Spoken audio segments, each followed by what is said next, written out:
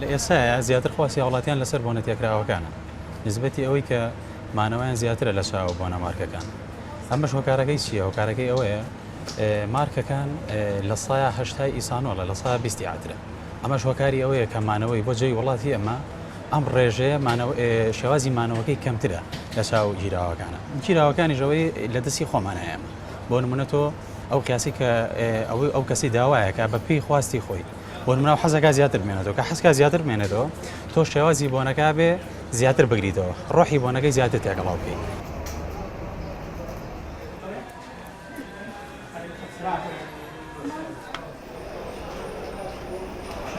ڕۆژانە زیاتر لە پیاوان و خانمان سەردانمان دەکەن بۆ بۆنەکان بۆنە تێکراوەکان کە ساڵانە کەمتر بۆنە تێکراوەکان بەکاردێنرا بەڵام ئێستا زیاتر بەکاردێنرێت و زیاتر خانمانیش سەردانمان دەکەن بۆ بۆنەکان چکە گرنگی دەدەن بخۆیان.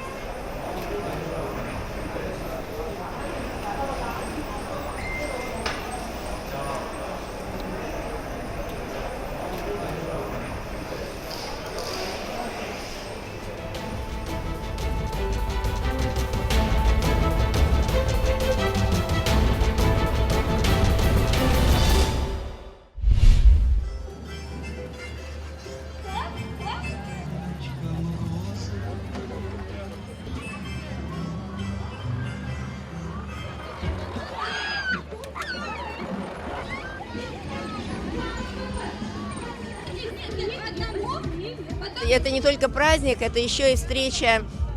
с коллегами из ближнего зарубежья, из стран СНГ, превращением традиций и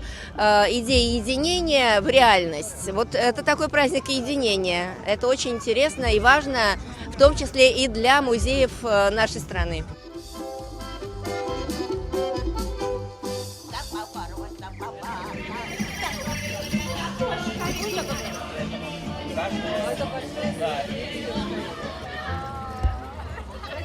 День России мы всегда обычно ежегодно выходим в парки, гуляем, отдыхаем.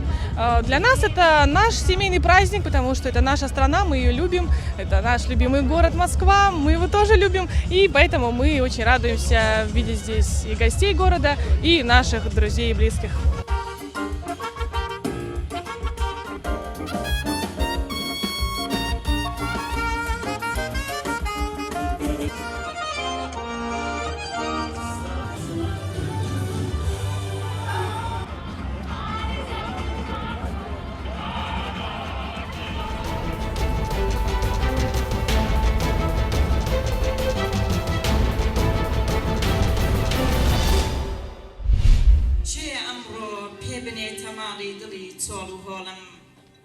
لەگەڵ مادەستێک بداتە باری قورسی شان و کۆڵم بۆ ئەم کۆچە بادەی پڕحەسرەتی تاڵیم پێنۆشەکە بۆ دەوڵەتداری و حکومڕانی هەرێمی کوردستان لە تەواوی مێرین بۆ بڕبووی ئارامدە و جانی بەرزەقەلی شەهیدی جوانەمەرگ کەریم مێرگەی و هەموو شەهیدان شەهید کەریم نەقیب بوو لە لیوای پاسوانی قوسڵگەریەکان پیاوێکی زۆر لەسەرخۆ زۆر هێمن طبعا هونەردۆست شعر دۆست طبعا زۆر خۆشەویست بوو لەناو هەموو ئەفسەر و پێشمەرگەکانی کە لە لیوایەکەمان دەژیان یعنی لە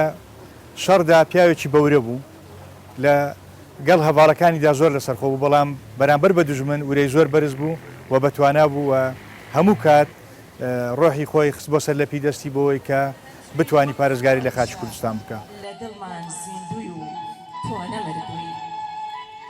ماڵ ئاوا کەریم مێرگەی پێشمەرگەی ئازاد کەریم مێرگەی وەک هونەرمەند وەک پێشمەرگە خزمەتێکی زۆری لەم شارەدا لە باڵەکایەتیدا کردووە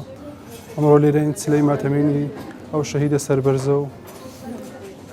ئەو شەهیدە سەربەرزە دەکەینەوە کە